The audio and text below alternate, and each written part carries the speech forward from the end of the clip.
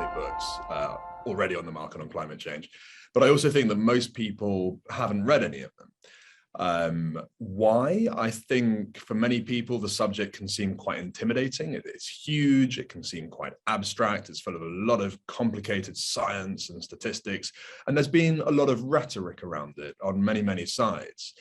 So I felt there could be use for a book that, instead of getting into polemic, instead of focusing on the depressing sides of the story, just said, look, something huge is underway here, which is this amazing human response all over the world. People from every walk of life in every part of the world, some of the richest people in the world and some of the poorest people in the world, are all engaged in trying to respond to the challenge of climate change and the energy transition that it is forcing us to undertake. And there are some incredible human stories within that. So I wanted to make the most of that by sharing the stories of these people who are doing these extraordinary things in many cases, or they're dealing with extraordinary situations.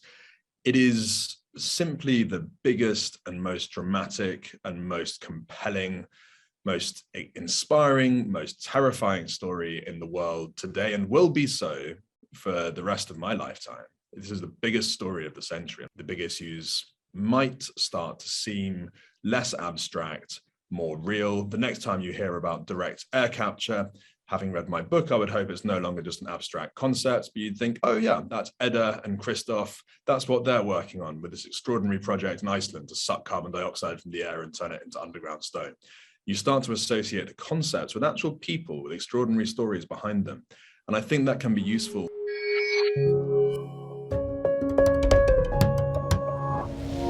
Well, there's one thing which I think people need to think about a lot, which is migration.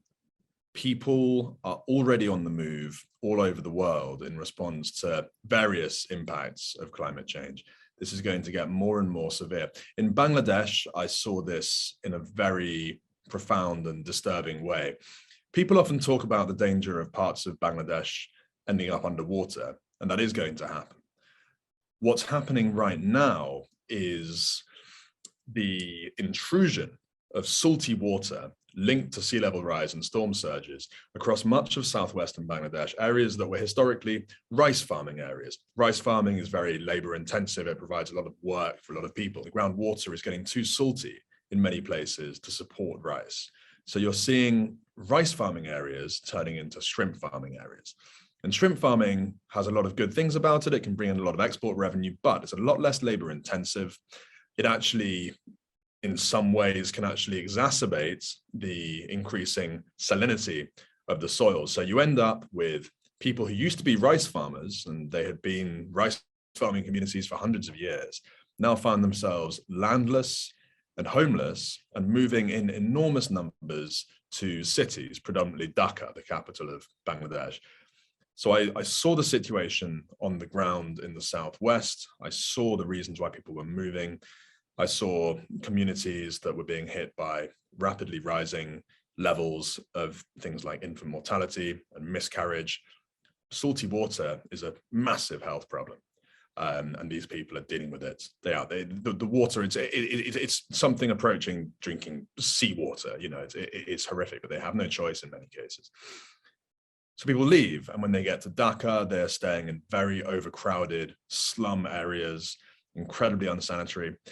And the flow of people is getting stronger and stronger. So this is obviously a huge crisis, and it's going to be a crisis in particular within developing countries. Most of the migration will be developing countries, but not all of it. A lot of it will also be people from developing countries in their desperation looking to move to other countries, trying to get to developed countries. Now, what does that mean for politics in Europe or in the US? When you have huge and growing numbers of people driven by extreme weather events and climate disasters looking to head to Western Europe or the US, what impact does that have on politics? Do you end up with far-right politicians gaining influence by promising to keep out the climate migrants? Well, that's already started happening, hasn't it? Does that get more extreme? These are things that we need to think about, because things that happen in developing countries might seem far away, but they will inevitably, eventually, if they get very severe, they will have knock-on effects for people in the developed world too. And so I think it was important for me to try to understand that side of things in the book and to explain it.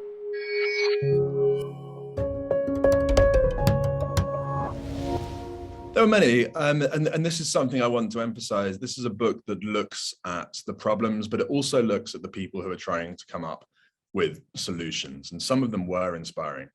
There's one I want to focus on in particular, this direct air capture business. And it's controversial, by the way. There are various people who say that the focus on things like direct air capture could be unhelpful because it can lead to a sense of complacency, potentially, if people start saying, well, we don't need to worry too much about emissions because we can just suck them all out of the air. So I would agree that that would be a very stupid position to take. But we are going to have residual emissions from things like agriculture, from things like aviation, in all probability for quite some time. And we already have too much carbon dioxide in the atmosphere. We used to have 280 parts per million. Now we have well over 400. So ideally, even if there were no further emissions into the atmosphere, it would be good to try to find ways to reduce it. So what's happening here in this project, it's actually two startups that started separately and have now joined forces. So one of them is called Climeworks. This is two young German engineers who started working together in Switzerland. They set up a company to suck carbon dioxide from the air using a membrane and a fan and a box. And it's pretty interesting stuff. They, having figured out how to do that, it wasn't clear to them how they disposed of the carbon dioxide. Separately, in Iceland, a subsidiary of one of the big state's electricity companies was figuring out a way to pump carbon dioxide dissolved in water into the Icelandic bedrock, the basalt bedrock, where it would turn into limestone. So an extraordinary thing, if you think that what we've been doing for several centuries now is we take coal, for example, a solid carbon-rich substance from underground, burn it, turn it into a gas, and up it goes into the atmosphere. What these guys are now looking to do is take that carbon gas from the atmosphere and turn it into stone underground. So it's almost a reversal of the problematic carbon process. So they have looked to do this. So the Climeworks technology is the box that sucks the carbon dioxide from the air, combined with the CarbFix technology, the Icelandic technology that pumps the carbon underground where it's turned into limestone. Now, each of these individual boxes is about the same size, roughly same dimensions as a passenger car, let's say, and it can suck 50 tons a year of carbon dioxide from the atmosphere. Now, total global emissions of all greenhouse gases, that's 50 billion tons of carbon dioxide equivalent. So effectively, to neutralize that, you need 1 billion of these machines, which sounds impossible, right? And that's what I said to Christoph Gebeld, who's one of the co-founders of Climeworks. He said, well, yeah, it sounds impossible, but then consider that we make 90 to 100 million cars a year. And these things are actually easier to make than a car. So if humanity really wanted to make 100 million of these boxes a year, it probably could.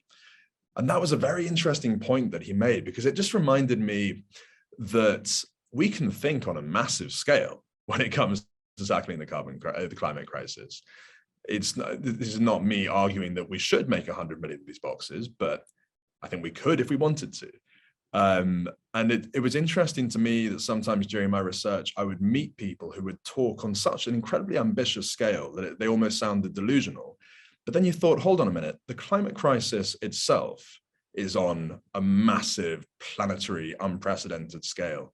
And when you think about it, the level of sophistication that humanity has now achieved in terms of various technological advances that we've made is also pretty amazing. So one thing that I took away from my research was actually, we can be a hell of a lot more ambitious than we've been so far when it comes to tackling this crisis. And the question is, what are we going to focus on, and how quickly are we going to ramp up the action in those areas?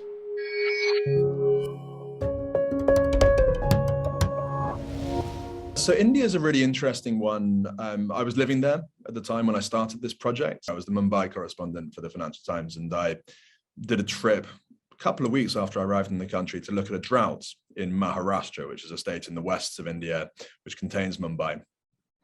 And what I saw was quite shocking. I'd never seen anything like it in my life before.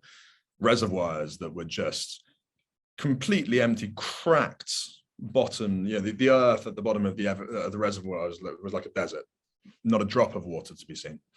The suicide rate of farmers in Maharashtra has become a national scandal. Thousands of them killing themselves every year. It's a terrible, terrible crisis. And then you look at the trends that are driving that. Every decade, the average rainfall in the area has been going down as rainfall patterns shift, driven by various changes happening to the global climate. The amount of rainfall in Maharashtra, and particularly in this area called Marathwada, has been going down. So I looked at that in the India chapter, but I also looked at the debate around how to deal with it. So actually in Maharashtra, there is a company called Mahiko. It's run now by the daughter of the late founder. And the founder was one of the people who drove the green revolution in India. So now what this man, Bawale's daughter, Usha Zer, what she's talking about is this new stage in the use of technology for food in India. So back then it was using hybrid seeds. Now she wants to use genetic engineering technology. So whether it's what's normally thought of as genetic modification, which involves taking a gene from one species and adding it to another species, or gene editing, where you're not actually inserting a foreign gene, you're simply changing genes one at a time. Incredibly high-tech stuff, which has been developed quite recently. And she says, look, this can save lives. This can give crops new properties that will make them more resistant to droughts, as well as more resistant to other climate impacts. But then in New Delhi, I met Vandana Shiva. So she is one of the most prominent environmentalists in the world, a small number of big multinational companies who, in her opinion, are exploiting farmers, locking them into the use of certain seeds over which they have no rights. And so she says that the use of genetic engineering is going to make that problem even worse. She's strongly against it. She also raises concerns over the safety of genetic engineering. This is something that the World Health Organization, for example, has not found any grounds for such concerns. Things that Vandana Shiva has been saying, this has driven actually opposition to GM technology, not only in India, but far beyond, also in Europe and North America. She's become very influential. And so this is really helping to drive resistance, including among some politicians, to the widespread use of GM technology. So it's a very, very fierce debate. Personally, I'm quite conscious of the opinion of bodies like the World Health Organization, who say that GM technology, there's no particular reason to worry about it more than any other form of plant breeding. But the fact is, it's a very live debate. And I thought it was a very important debate to delve into, because as we try to respond to the very powerful effects of climate change, we do need to be thinking very, very carefully about what forms of technology are going to be the most effective in helping us deal with that challenge.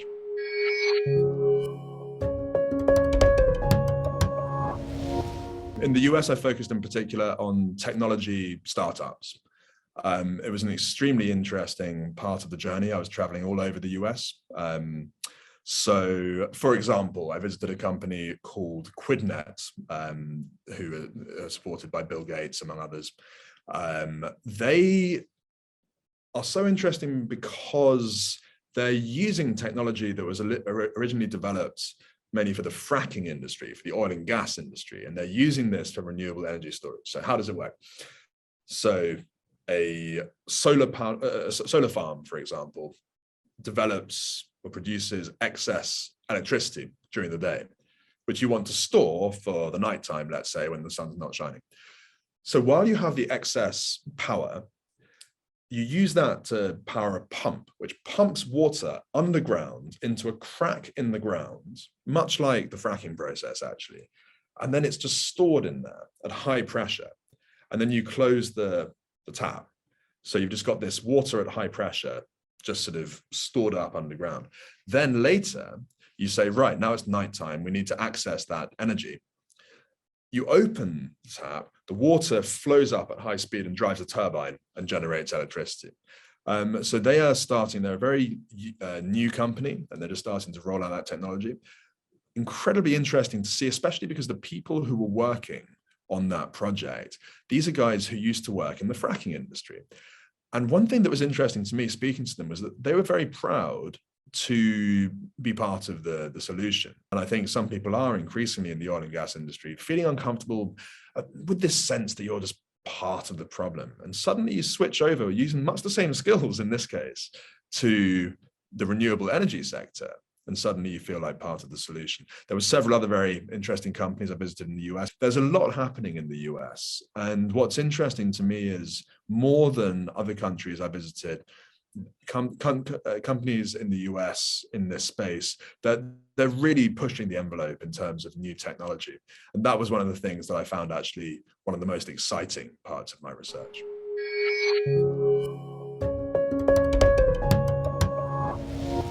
I went there in January 2020. I suppose I was one of the last foreign journalists to enter the country before the COVID pandemic started. I visited several of the leading companies in the Chinese clean tech space. BYD, for example, in Shenzhen.